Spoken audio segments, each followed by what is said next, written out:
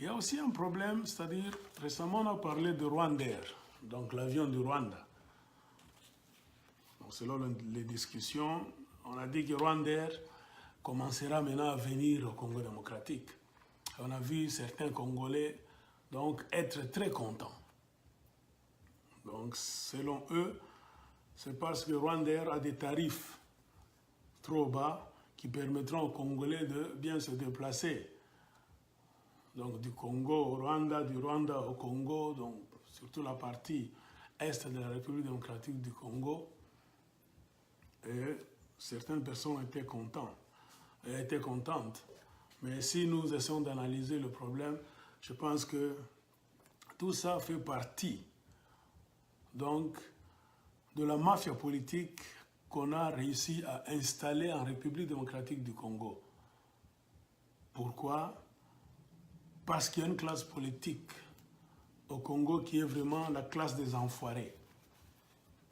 Une classe qui ne fait pas montre donc de son état d'intelligence, qui ne fait pas montre de patriotisme, c'est-à-dire n'importe qui peut venir avec n'importe quelle aventure et forcer cela à la classe politique congolaise.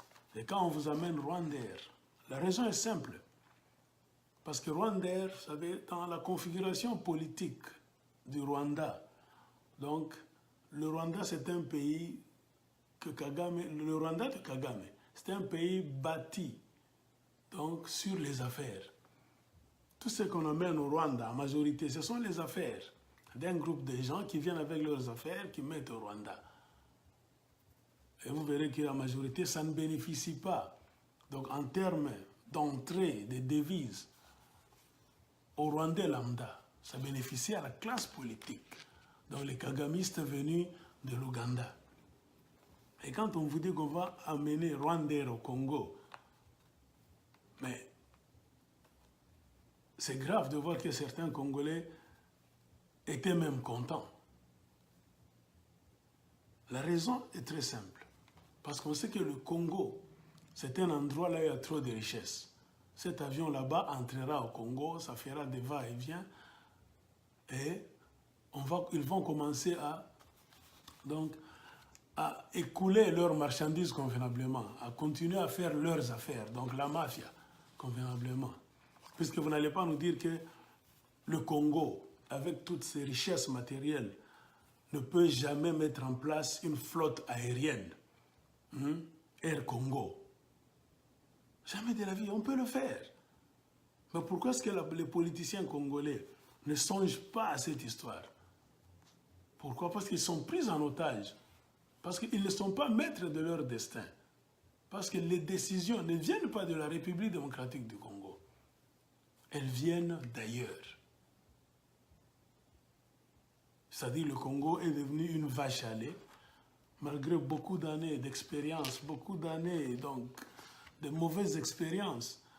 Nos politiciens n'ont pas appris de leçons.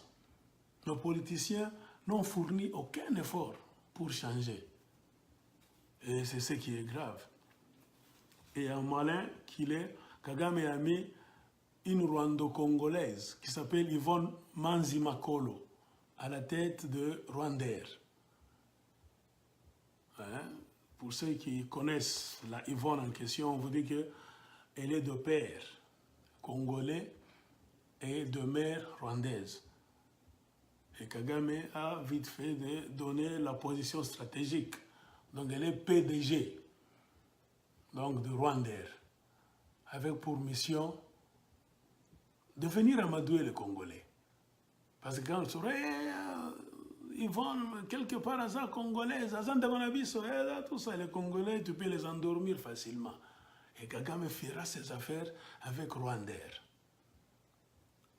Et quand on accepte ce que Rwandair commence à opérer en République démocratique du Congo, on le fait pourquoi? Parce que même parmi les politiciens congolais, il y a des gens qui sont des actionnaires dans cette affaire-là de Rwandair. On a cité Azarias Ruberwa, qui a des actions dans Rwandair. Et les enquêtes, en les poussant trop loin, on a même cité Vital Kamerhe, qu'il y a aussi des actions dans Rwandair. Et Vital Kamerhe est parmi les gens qui sont allés même au Rwanda pour aller pousser cet agenda pour que cette affaire-là puisse se matérialiser. C'est-à-dire qu'on néglige, on ne fera aucun effort pour mettre en place une flotte aérienne congolaise, mais on va commencer maintenant à donc, privilégier les autres compagnies d'aviation des pays donc, voisins ou bien des étrangers pour venir donc faire les affaires au Congo, faire entrer des capitaux, des bénéfices. Donc, ça n'a pas de sens. Et il faut que les Congolais puissent vraiment se réveiller et dire non à ce genre de business.